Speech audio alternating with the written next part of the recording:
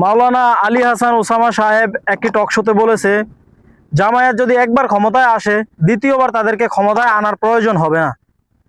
মানে কথাটি শুনে অনেকে খুব ভয় পেয়েছিল, কিংবা অনেকে এটা সমালোচনা করেছে, কিন্তু সে তারপর এটা বুঝিয়ে বলেছে যে দেখেন, যদি জামায়াত ক্ষমতায় একবার আসে দ্বিতীয়বার তাদেরকে আর ক্ষমতায় আসতে হবে না। মানে জনগণই তাদেরকে একবার দেখার পর দ্বিতীয়বার জনগণই তাদেরকে ছেড়ে দিবে না। জনগণ নিজেই তাদেরকে দ্বিতীয়বার ক্ষমতায় আসার জন্য না, পরের বার ক্ষমতায় নিয়ে আসবে। ঠিক আছে, যেমনটা তিনি উদাহরণ হিসেবে দিয়েছিলেন তুরস্কের এরদোগান সাহেবকে।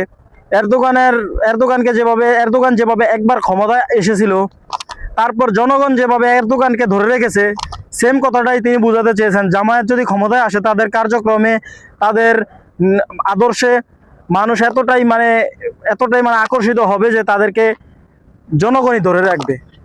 জামায়াতের দ্বিতীয়বার কষ্ট করে আসা লাগবে না।